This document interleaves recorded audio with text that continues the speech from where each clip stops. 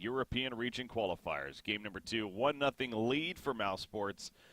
Definitely sort of gaining traction there in game number 1 and didn't look back, basically. So Prodota trying to come from behind in what is an elimination match once again. The winner of this moves on to play Alliance later on today right now as far as the schedule looks.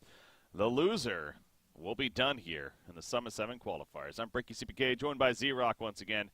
We definitely have a different start here to game number 2. The Wisp into the Ember Spirit coming out from Prodota this time around. 5 seconds remaining. Yeah, definitely a different opening. We got Darkseer Slaughter on the side of Mousesports meanwhile. Sorry, I'm looking at something random here. Yeah, Slaughter first banned a lot in this tournament. Does slip through here and will be picked up by Mouz. The Darkseer is interesting because we've seen very good Darkseer games and we've seen very bad ones. This is one of the more traditional openings in Dota. There's a reason they're both banned away. And I mean, Mouz should be very comfortable with playing this. And it's a very oppressive dual offlane. Well, Mousesports feeling comfortable about their start, and they already have decent lockdown against the likes of somebody like that Ember Spirit, and perhaps catching the Wisp even. With that Slaughter, obviously a good blink early on in the game is going to be at least the idea here but assume maybe next time going to be playing it in this case. The 4th ban, though, for Prodota. Interesting initial ban, by the way. I'm blanking on whether or not they did it the first game, but the tree into Ricky coming out right there. Okay. Yep. MNT plays again. Certain teams seem like they just don't want to play against Ricky and are banning it every game. Yes, it's a target ban in some cases, but in this case, yeah, Prodota has just been banning it a lot in general. There's Lifestealer coming out with the Disruptor before that, so Static Storm could have been annoying as well, having that Ember Spirit. And well, it's mostly you don't want to play Wisp into Disruptor. He just throws a field and Static Storm up where the relocate's coming in, and you come in insta-silenced. It's rough. Even the Glimpse, for that matter. Yeah, very good. You can break the tether with it and send somebody one back on the relocate too. Yeah, there's a lot of good uses with it. And just way too strong of a counter pick. Now, Mouz opting for the Warlock here. Witch Doctor's been seeing some rise in play again, and it is seen as one of the traditional Wisp counters just because you get a good cask right when you relocate somebody in. But opting for this Warlock again will hopefully see the streak finally broken here. But this is a very solid team fight team. It just seems, again, like they're going to be fairly cooldown reliant, but this time on the side of Mouz instead of Prodota. Oh, no.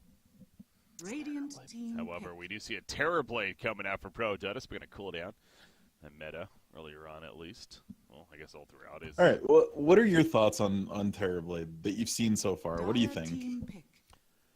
I mean, he's not as cancerous as a Naga, I feel like, by any means, but I don't know. His metaform is ridiculously strong, for sieging towers and for his fighting presence earlier on. But, we keep talking about the idea of the Sunder and how that's great for turnaround and fights. But in these top-tier games, it seems like teams are overall usually pretty good at, keeping him locked down to the point where he's going to die through it anyways, or just keeping him out of the fight even and just focusing on everyone else. So part of me wants to say he's almost underwhelming, but at the same time, he's obviously very successful. So I don't know. That's, I guess, contradictory of itself. Because, I mean, the way I've seen it and the way I feel about this at this point, we've seen these huge kills where they just get meta at 1 and they run the offlaner down right away at level 1 and it looks super strong. And then they pop off and take a tower at 5-6 minutes. And those are the only games that I see Terrorblade really having a field day. There was a point in time where TB was kind of in inevitability. If you gave him room to farm, he was eventually just going to win the game. He'd get huge, siege you down with illusions that were unkillable. Just this monster hero. And I don't feel like that's the case anymore. I feel like a free farming TB is not nearly as scary as it was a couple of years ago. And I think he's almost you got to get that early game spike on him. You have to have that. We're going to shove some towers early game, not just sit back and farm. And Prodota definitely can do that. They're a team that likes to be aggressive. But that's what I want to see come out of them. I want the support to be another very push-heavy. I mean, Earthshaker, okay, so it's going to give some control. We don't know if this is offlane Shaker or support Shaker. We've seen it both ways. But not quite what I would want to see paired with this Terrorblade. Yeah. Through the Earthshaker, too, I'm I mean, not that I think he's a solid Dire pick team here, but at the back. same time, he's a good counter initiation option in this case. But will he be that, or will he be the one getting countered after he jumps in? Warlock and the Darkseer even himself. Slaughter is ideally perhaps going to be hunting him along with the IO to 10 engage into seconds fights. remaining. Lena perhaps as well. So it's good to get that control, but 5 seconds um, remaining. I'm looking at Mousesports lineup, and speaking of control, they got a ton of it across the Yeah, board. that Slark ban is beautiful. That's exactly what I was going to say from Prodota. It is the most obvious carry pickup right here from Mouz. You can purge off chains.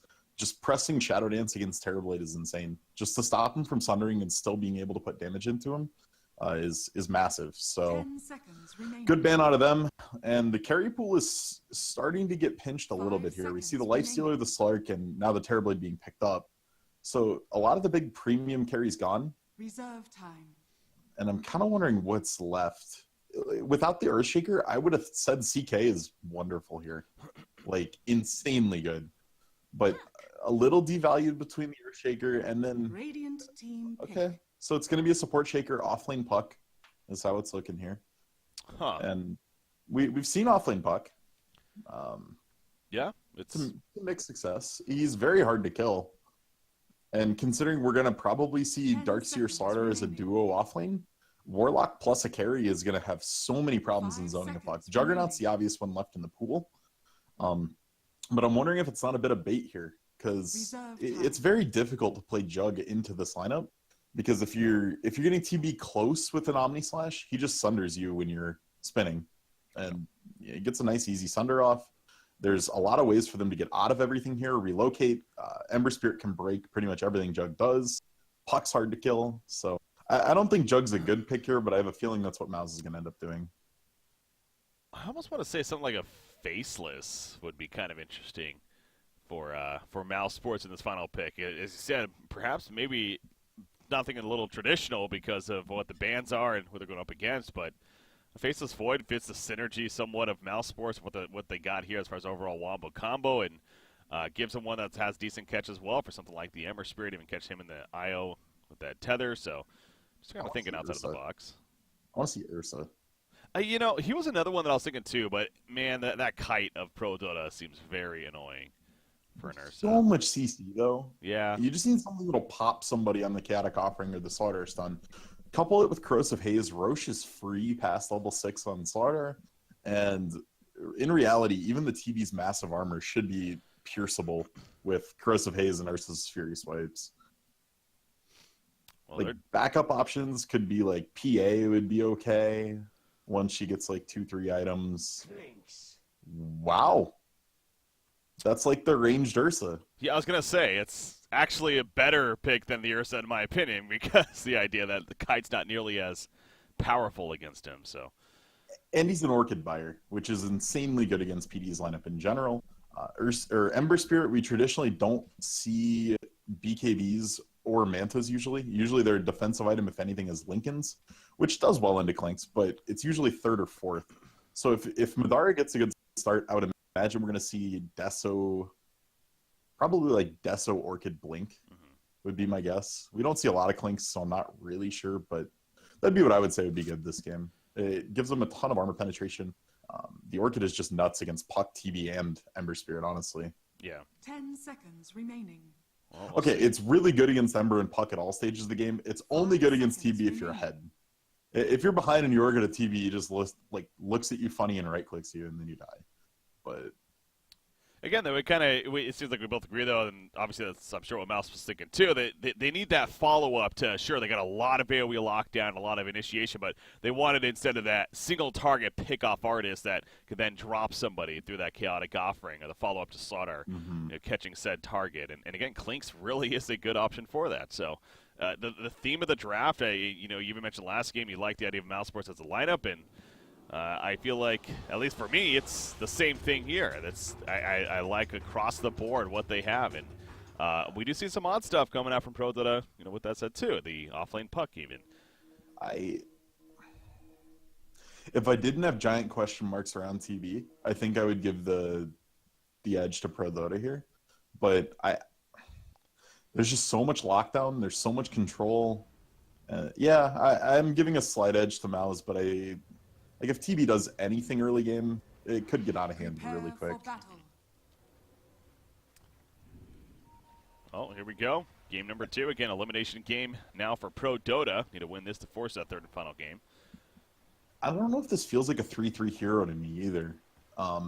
He likes to play the melee, tanky, gonna run at you kind of heroes.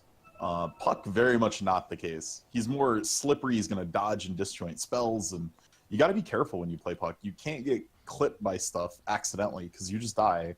So we'll have to see if he has the finesse for it. Very, very different play style to stuff like Clockwork or Legion or... He didn't play Bat Rider last game, really, to be fair. any of the common operators. Yeah, he did play Bat. But I see what you're saying there. That, But Bat, like, if Bat gets gone on, right, you just start napalming and you Firefly, and you kind of just change the situation with what's in front of you. And there's way less... The ease of execution's a lot better for Bat Rider. yeah. It's a lot easier to get some damage done and still get a lasso off. And for Puck, if you get caught by like an LSA or something, you're just dead. Good luck, Teal. The one player. Only Teal. Oh, The man. rest, screw you. The battle Madara, the begins. 9K god. Pretty good. 9,003 right now. What do you think about saying just have fun? Like the idea of saying good luck, like do you really want to give your opponents good luck, man? I mean, we'll see. Seems like a bad idea. I mean, right there, it was definitely a we're going to murder you all game kind of good luck. It was like a have fun trying to survive. yeah, I So guess there's a a little bit of sass behind twist it. on it, yeah. I just like seeing a little bit of all chat. Good-natured all chat's good Yeah. for the game. So Slaughter, So, all right. Well, yeah, let's talk about these lane matchups here real quick, Dire's middle because tower is Slaughter under is just going to hunt this Wisp, who wants about a minute or two in the jungle just to get everything set up, get it established, and really doesn't want to give him that time. Skylark is going to just have a hell of a time here against Garter. It's going to be the freest lane ever. So laning phase is definitely going to favor Mouz. Even in the mid lane, Thug pressures so hard. Thug loves to right click you, loves to spam his skills on you instead of for creeps. So I'm going to give the edge here to Mouz in pretty much all 3 lanes, I think. bottom lane's going to be interesting down here, though. Again, Puck, he's going to use that illusory orb pretty offensively against the Clinks.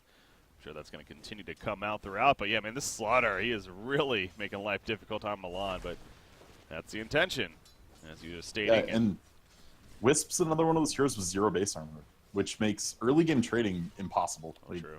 if the Slaughter right clicks you twice, you took more damage than 3 or 4 of your own autos. Yeah, see him running him down right here.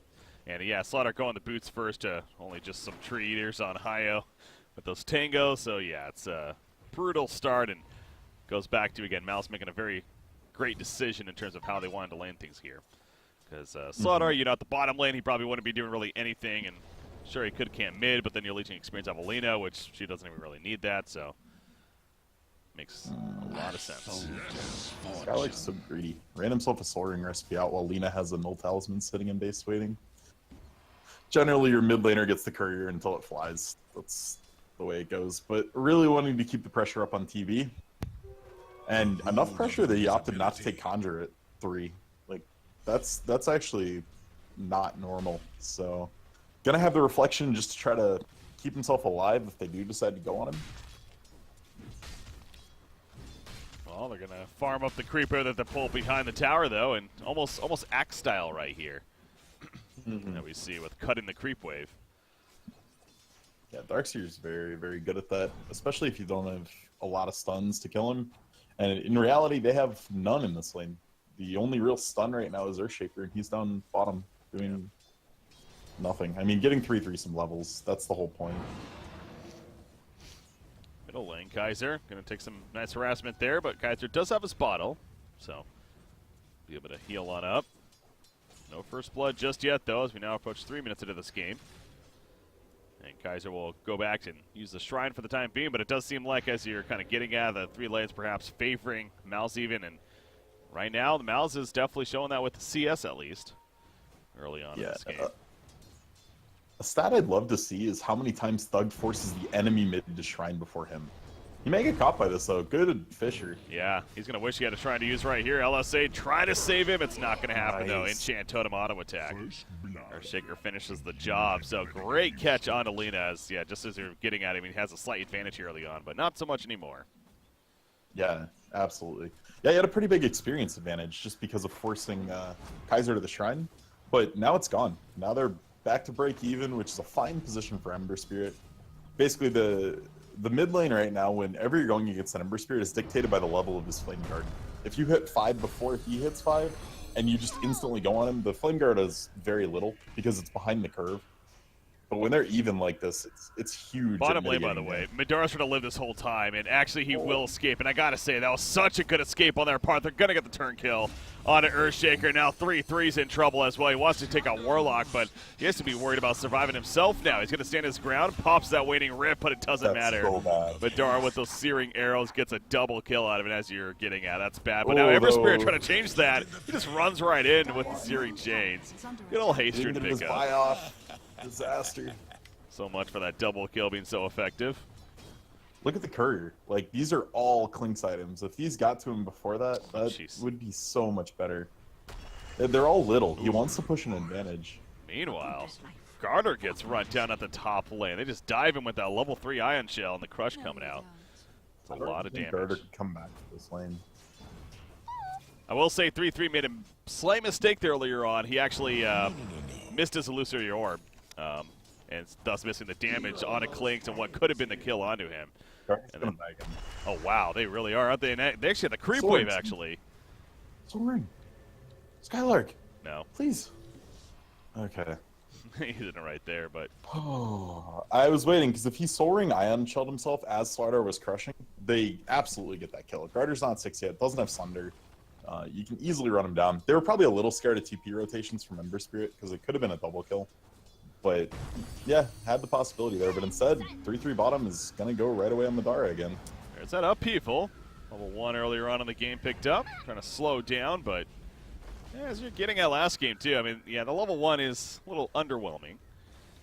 Can't really keep him close enough, so escapes out of it. But Clinks does have those items now, the Ring of Aquila and the Soul Ring recipe on him. But this I'm just trying to Earthshaker's imagine, camping out like- here. Is under attack. I'm trying to imagine Spartan in the team house when he's playing something like Warlock. When we see him on a playmaker, we see him yelling and Yeah. banging on the table and stuff. What does he do? Just like yell every time he shadow words someone to heal him?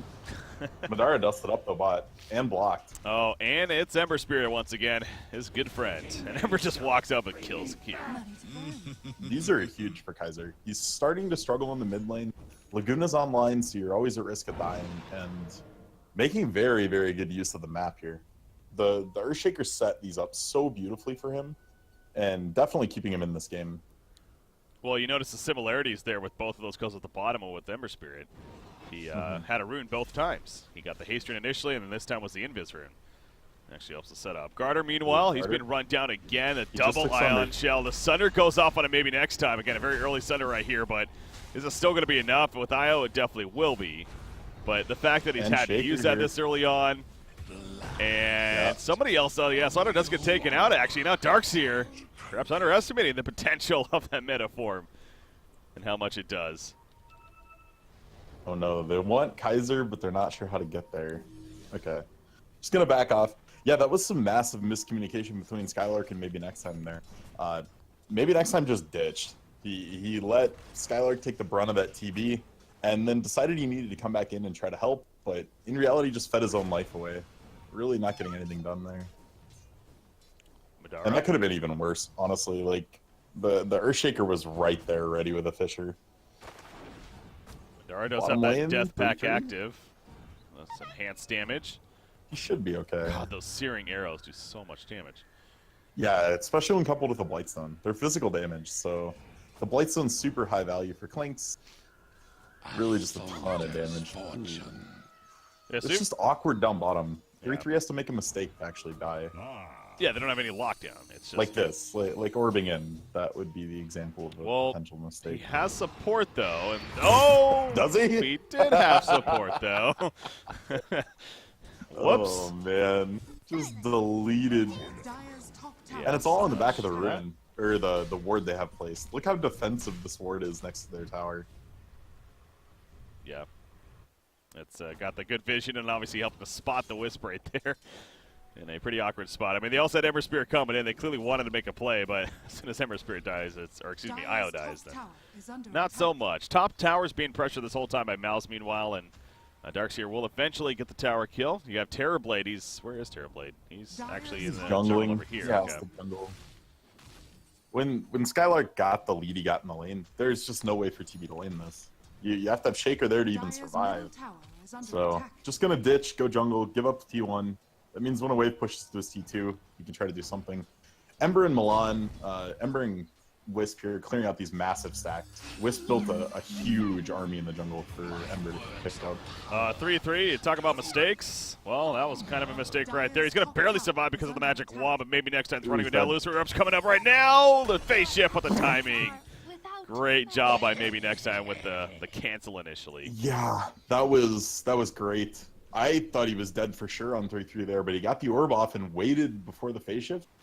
That was a mind game that maybe next time just definitely won. Yeah, and I suggested a mistake because yes, he gets the call Warlock, but he really committed for that kill, and clearly there was the backup there. With him porting in with the illusory orb was the biggest mistake, I feel like. So Warlock has 300 net worth, and we're 10 minutes into this game. Spartan doesn't even have boots. He has a ward in his inventory and 250 gold. He has chaotic offering though, man. That's what He matters. does. He can press R. This hero's really all about the level 6. That's like the key.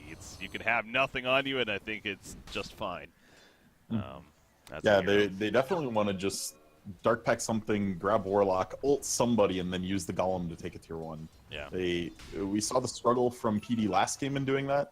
They can't make the same mistake on Mouz. You just need one pick off and take the tower. Oh, does he want the courier? Courier snipe. Yeah, 1, 2.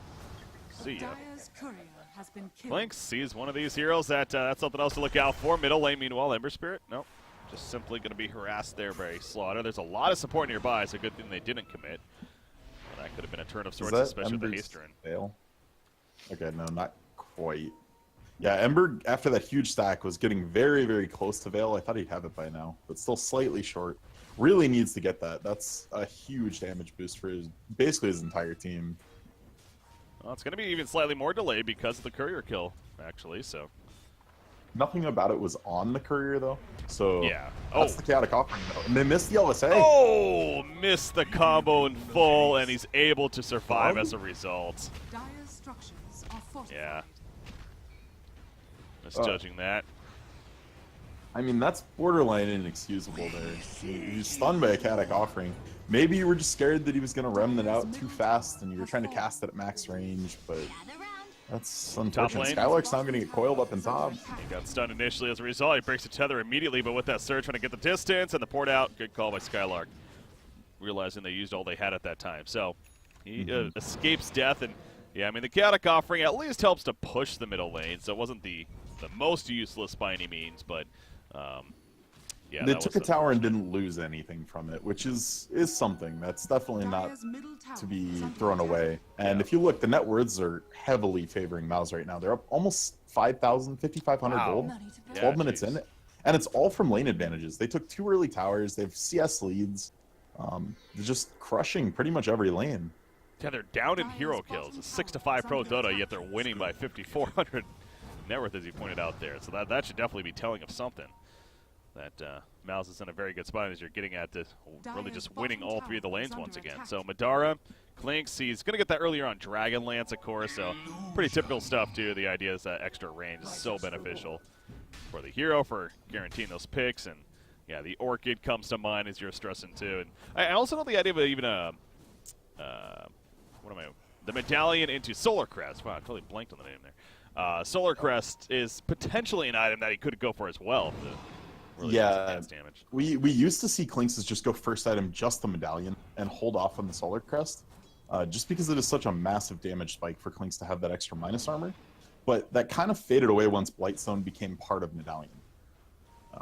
It became one of those things. You grab the Blightstone, it was so value that you just didn't really need to finish out the medallion yet. But yeah, we'll have to see. It's definitely got some potential this game. There's a lot of magic damage on PD though. So I'm not sure if he wants to go that heavily into the offensive side of things. Earthshaker, he was simply trying to just run up here and get some vision down. Well, he got the vision down. Unfortunately, he dies, and so does the ward immediately. Happened to place it right next to a sentry, so that's just all across the board. Horrible news for the Earthshaker there, but life moves on. For him soon, at least. 3 more seconds. And he'll be back. Ember Spirit again has that veil, as we talked about. All right, I don't think Madara is going to go Orchid. So in his talent tree, the first talent choice is either 10% MR or it's Int. And the only justification I can see to take the Int is if you don't want to go Orchid and you think you're going to have mana problems. Because if you're going to go on Orchid, you have enough mana regen that it's never an issue. And this is a decent Magic team for sure. I mean, they Yeah, got that's 3 different heroes that are going to be doing a fair amount. In fact, Ember Spear, one of them, and he is able to run it out in time, but there's a lot of just that upfront damage as we see. Now, a team for that is considered to have a lot of lockdown. They were not able to lock him down long enough, though. Right there. To be fair, without, obviously, Chaotic Offering is part of that. It's hard to commit to that in a case like that. And Vacuum's not necessarily the greatest against an Ember Spirit, so maybe it's a little deceiving. Alina wasn't here in the end. Now, Dreamcoil, they want this kill on Slaughter. He's going to go in for it with the Remnant, the Searing Chains, but not enough, actually. He's going to stay alive for the time being. He will eventually go down. Look at the play snap in the background, trying to take out Earthshaker. Lina eventually will do so. Chaotic Offering finally comes down. I saw him cancel it a couple times. He will use it in the end, though. Isle on top of Garter with that mana form. The Warlock gets picked off, and now you see Madara is trying to find a target here.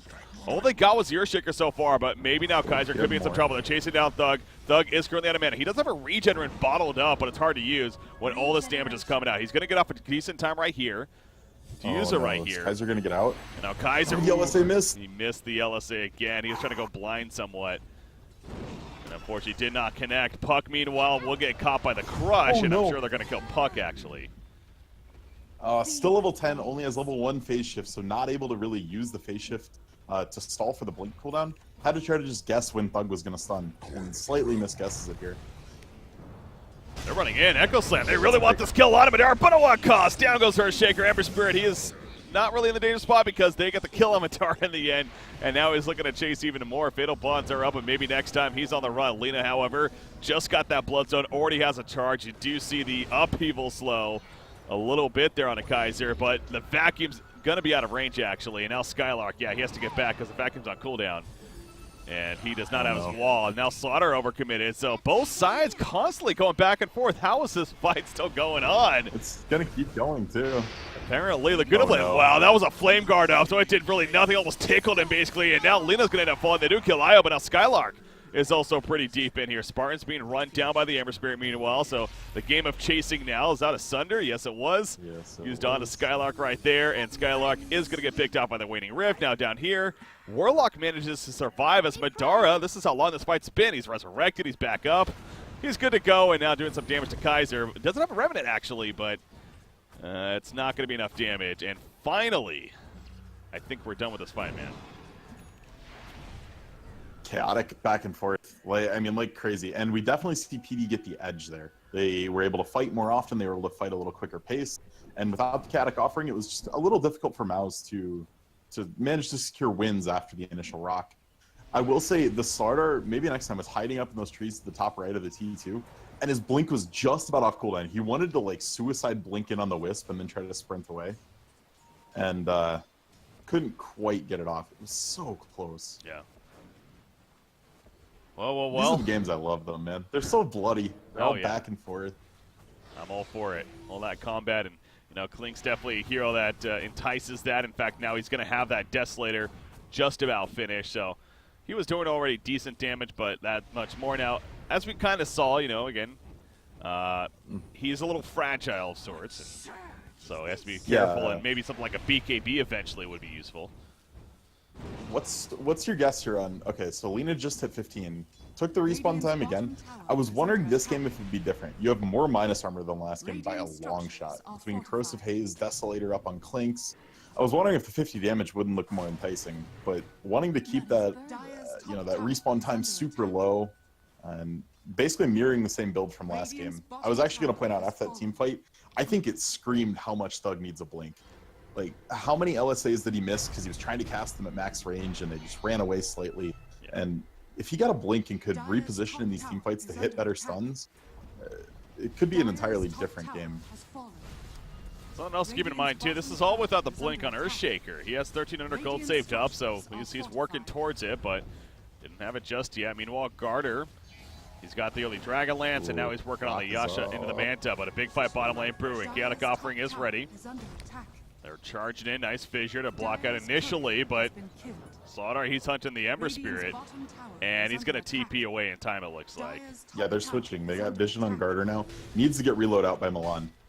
Somebody should be on the back here trying to stop Milan from the relocate. Yeah, they are. They're going to cut him off, and, well, there you go. That'll stop it. They take him out. LSA, oh, it missed again, but at least the crush maybe next through. time is covering Thug so much in these team fights. Thug is just looking so off in this game. It's a total difference from game 1. Yeah. It's, I mean, a couple of these LSAs, I mean, that was somewhat blind once again, I feel like, but he's just like happening to barely miss several different times. Obviously, we saw the middle where he tried to follow up on the Ember Spirit after the Chaotic Offering, and that was a little off for sure. Dire's bottom tower is under attack. Well, the idea of the blink, I've kind of brought that up before, but I guess it's what was the counter argument is that the cast animation of LSA just takes so long. It's like even if you blink in and go for the LSA, the enemy should be able to react by the time you're doing it. So, is it really worth it at that point? In theory, that makes sense. But if you look at who he's trying to go on in these team fights, wants to be able to get a guaranteed stun on Terrorblade or on Wisp. Neither of them really have quick movement skills, and would be potential targets that the Blink LSA can make a connection on. And right now, with him not having any repositioning items, he's forced to just go on who's in front of him. And a lot of times that's people like the Ember Spirit or the Puck, and he's having trouble hitting stuns. Speaking of Puck, by the way, did get that earlier blink, of course, the Hand of Midas, and now actually has Power Treads as well, so Puck is developing pretty nicely. And, yeah, I mentioned the Blink Dagger, and now Earthshaker's trying to finish his, but meanwhile, they do Roshan pretty quickly, and Clinks will pick up the Aegis now. So, yes, he is squishy, but this time he has a second life, and he is getting that BKB as we talked about, too. Follow up now, so very, very good item here. I mean, again, it's a lot of magic lockdown here of sorts on PD. It's going to allow him to be very mobile now. Not be as scared in these fights here. And yeah, it's just to give him time. Right now he's struggling to find time to beat on stuff. He just wants to be in the back lines, trying to shotgun down the Puck, the Wisp, the Shaker, who's still, he has his blink now if he buys it. He needs to get a bot in case he can die here. A lot of blinks coming out here. Yeah, the Ember's picking it up. Earthshaker's going to get his, as mentioned, so this is going to turn into a very jump-heavy game if it's not been already. Another Death Pact to use here. Is there a specific creep that comes to mind that Clinks really is trying to Death Pact on? Whatever has the most HP. I mean, that's all it does. It takes a percentage of their HP. So, Ursa's, I believe, are the highest ones. It's like Ursa's or Centaurs. Okay. Yeah, I'm trying to think of which of the neutrals then. Yeah, it's one of those two. I'm not sure which one. Radiant's bottom tower is under attack. Well, they're going to push the secondary middle tower. And then with the ease, and remember they have the Aegis as well, so that's a nice extra pushing presence. This is one thing you have to be aware of. If you're Mouz, you have pushing advantage for sure. If you can ever get in a position where you're racing, you're in very good shape. Unless TB has full images and meta up, you're going to just win every tower race. I was going to say, right now at least. Later on, that could be a different story, but right now. Strafe does a lot of damage. It's like as much as meta. Yeah, that's true, actually. He is very good at sieging, isn't he? Well, they're going to try to really harass him out here. Popping the Conjure Image, the Reflections, but it's not going to be scared. Wow, those orbs from Milan right there actually doing plenty of damage, but Shadow Word heal up. And Madara's still feeling confident. Again, he has that Aegis, so worst case, he dies. He's going to be coming right back up. Prodota, the case of they don't want to commit too much to just simply use the Aegis. So it's that game of chicken here. They have tier 3. I almost feel like they should fall back and just go for shrines right away. The problem is you have Chaotic Offering up, so you're feeling like you're in an okay position, and if you're forcing all of PD into their base, it means they're not farming. caught that up, people. Is it level 4 now? There's Yeah, the it go. is. There There we it is. go. They're going to go. Skylark goes in. The wall follow-up. Io's going to be picked off right off the bat. Here comes the chaotic offering. They do catch Puck, but the phase shift coming out of it. He will lose over way, though, and be fine. Range Drax goes down right there. Another melee is falling. Echo Slam only on the solo Lina, though, but if they kill it, it's probably worth it. Warlock gets picked up in the backlines as well, and everybody's dead except the Darkseer. Come back up from Lina, though, she resurrects quickly, and Klink scores back up with the A, just getting TP out in time. Yes, the Enchant Totem was just a half a second too late, so he gets out, and that's how it will end. So they do get the ranged racks, but yeah, they didn't even get the melee, so I don't know about that. So the Aegis was getting fairly close to timing out. Acceptable to use it there, but you still ended up losing 3 for a ranged Rax. And really, Kaiser came up huge. Got a 3 Remnant Bomb with a Veil on 3 heroes. And just destroyed the Aegis, killed off 2 more. That was a huge play from him. Also, BKB, though, fresh up on Klinks. Oh. Getting another courier? Oh, yeah. Yeah. That's 3 this game. Is that the third one? Yeah. Mm-hmm. Jeez. Oh, what's down here, actually? They're going to engage down here. They relocate coming out. Skylark puts on the Iron Shell, but maybe next time going to get picked off. And it's playing the run game now for Mouz, it seems like. He's going to go TP out on Warlock. Darkseer gets caught initially, and the Fissure to follow, and that will secure him in the end. So down he goes. Madara sitting at a distance. That new BKB, as we just mentioned, is picked up. But he's not going to go by himself, of course. And that's going to transition nicely into a middle tier 2 tower push right here. There for Prodota. So good relocate. Lina gets caught actually, but the Yules throws it on herself, and even a Glimmer Cape assistance from the Warlock here. And they'll prevent the tier 2 middle lane from going down actually. So good pressure though put on by Prodota even. And they are finally now going to retreat. If all that Mouz had lost there was maybe next time, that's fine. You traded the meta out essentially just for the Slaughter's life, which wouldn't have been a big deal. Darkseer getting caught, though, allowed them to put a lot of pressure on that tier 2. But with these shrines open now, like, Mouz could look to take these at any point. You know meta's down now for another 50 seconds. They want to take a fight, though. They want this mid-rax. And they want to kill a Terrorblade. That Yules, however. And the Laguna Blade is going to come out and secure the kill, but yeah, that was a little awkward, as mentioned. The Crush only hitting the 1 target because, but... Yeah, and it's all because Thug Yules them. Like, Yeah. Yules the Wisp. That was just not the best bad communication right communication there, but they're going to get Earthshaker, and that's a good pick off as well. Buybacks are had, though. Slaughter, he goes down. There's one on to Io. Coming out. Skylark gets running away before he gets killed by the Terrorblade. Kaiser's going deep. He is pretty low on the mana pool side of things, but he still has more remnants to use, and Warlock is in trouble. Chaotic offering in 1 second, though. Is he going to turn around and maybe look to use it right here? No, because the teammates are all falling back. Warlock cannot TP out, however, and That's he will fine. go down. This is so good for Mouz. You think? Okay. They got mid-rax. Which is huge. It's a melee rax. Madara sat there just hitting it, BKB'd, and then just ghost walked and ran away. Milan was a little bit tunnel vision and getting back to his team and trying to collect the extra kills coming out of that, and didn't dust Klinks. They could have easily made a pivot and killed Klinks instead of Spartan. But yeah, just a little bit of tunnel vision gave Madara all the room in the world just to grab that rax and get out. That was 2 buybacks out of PD too. Yeah. So when you factor that in, it was almost an even Yes. fight. Yeah, it was It Wisp was too, you're right. and Earthshaker, I believe. Yeah. Yeah, I didn't even notice the Earthshaker, but yeah, looking back, you're all right. That's now Yeah, 6 so minutes. That's wonderful for Mouz. This is like everything they could have dreamt of in that push. And they still have Chaotic Offering.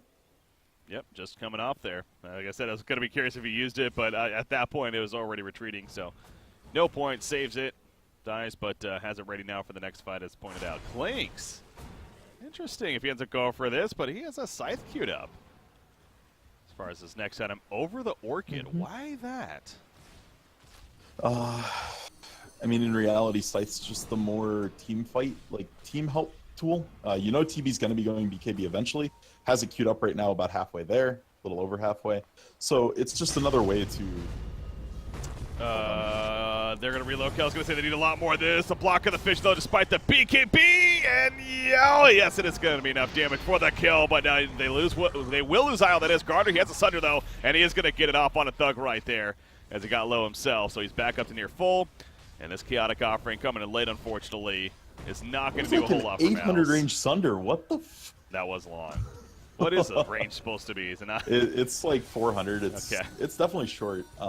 But it's one of those things, if you start the cast, it's going to finish. So he got the cast off. Thug was just super fast from the Fiery Soul stacks. Yeah. Radiant's top tower Yeah, I mean, Tough tower. that's unfortunate to get Madara picked. But no, it's just so you have an initiation that goes through BKB. They're kind of lacking that right now unless they chaotic offering just the one target. So gives you a way to try to go on TB once the BKB comes online and stops the squishier targets from getting out. Like Ember and Puck, there's no way for them to do anything if they're hexed. Well, again, he has the ultimate orb, so he's not 100% committed to it, but it's probably going to be that at this rate. With what he has queued up, at least. Bottom lane, Kaiser. He's getting back before trying to the crush. It's going to miss, and Remnant's away, so he'll be fine. Clinks is hunting, looking for a free pick. There's a couple of heroes that come to mind.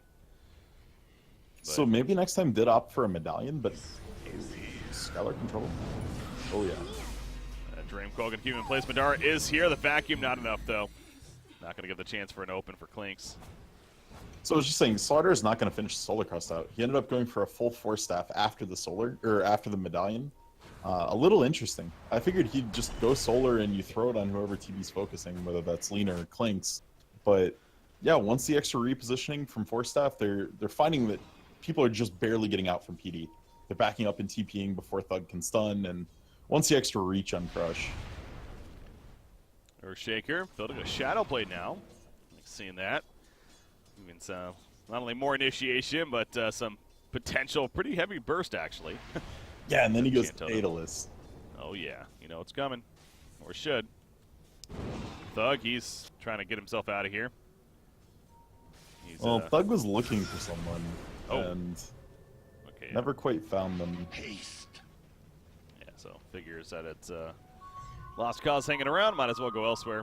And credit to PD as well with these relocate ganks. They've actually been doing pretty good with those. We saw at the top lane kill Clicks most recently, but a couple of times throughout they've been managing pretty well.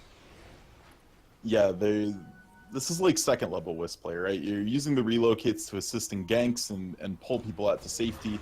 I want to see a third tier play though from him, where you grab someone in a team fight and use the ult to reposition.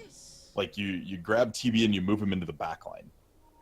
That's where I see the real Wisp plays that are what can make and break an entire game. And there's definitely the potential for this. You grab Meta Garter and dump him on top of Thug, and now that this BKB is online, it could be devastating. Again, 1-0 lead to see at the top here, guys, in favor of Mousesports, but best of 3. Prodota trying to force that third game in this elimination. And they're not in a match. bad position. I mean, they're actually in an okay spot here. Oh yeah. This Mouz lineup is more early game scaling, and with Lena taking the respawn talent, is not going to be a huge right-clicking force. Yeah, no, that kind of goes back to that. Not even in hindsight necessarily. I was thinking the same thing. I'm just still not sold on just getting this minus, especially if you get that Bloodstone so quickly. Like, take the 50 damage, man. That's a lot of damage you're missing out on. But yeah, she did choose to get the respawn. I just feel like they already have an insane frontline this game. You've got a super tanky Darkseer. You've got maybe next time kiting in and out of fights, just causing chaos. I feel like you could have gone a little more glass this game on the Lena. Last game it was very good. The Bat Rider was forcing single target initiations.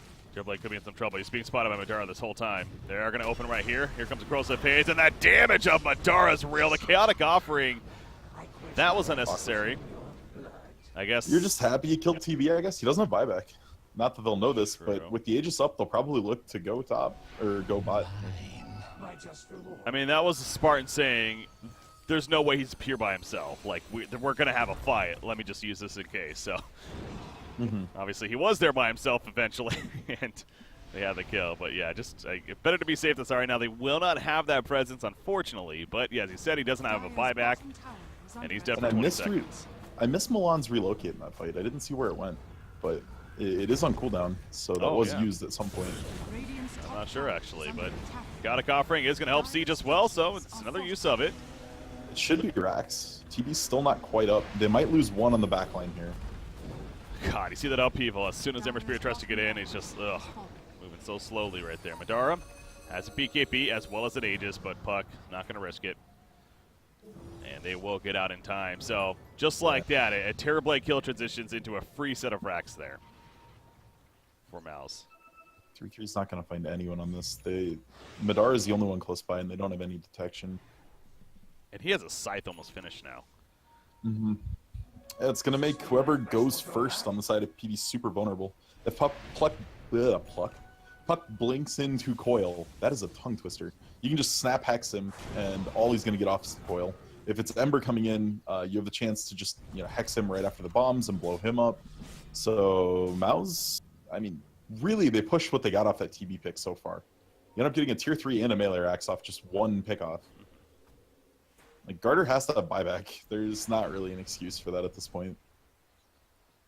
Especially if you're going to be that far up by yourself there just farming away. So, yeah, definitely cost them, and that's another set of racks. And, again, these next tier items being picked up now. Klinks has the Scythe. Lena actually chose to get the Maelstrom, so she is going to go full on Mjolnir, even more reason as where that 50 damage would have been nice to have. But it's, beating a dead horse at this point. It just hit the point that you're a mid laner. You got your 2 caster items in the Bloodstone and Mules. Now you just build a little more balanced. You still have to do some damage. Yeah. I like this better than the old build where you see where they go like Ag's Refresher and try to just double Laguna and delete people. This is a more well-rounded build. They still have 2 minutes on the Aegis though on the side of Mouz. I'm curious if they're going to use it. Chaotic Offering's almost back up. Could look to just try to close the game out top with this Aegis still. Puck's heading around bottom lane. He does have that Ags. So, idea of piercing the BKBs here, which I guess is technically only Klinks. Lena. Luna does? Oh, yeah, Luna does have hers. You're right. It is a full 10 seconds here, so that makes even more sense then. As to why he has it here. And they're definitely trying to find them right now. Earthshaker doesn't have the Shadow Blade in, just the Shadow Amulet used there initially, but they are going to get a great catch on an Ember Spirit, and he's going to survive. Are you kidding me? He's actually going to live. Yes, okay, the bonds will finally not kill him, though. Ember's still alive, though. They need one more hit on the Puck. Oh, finally they get him. Jeez. Took forever. 3-3 going to be locked down. That bash coming through for Slaughter. Double kill for Thug.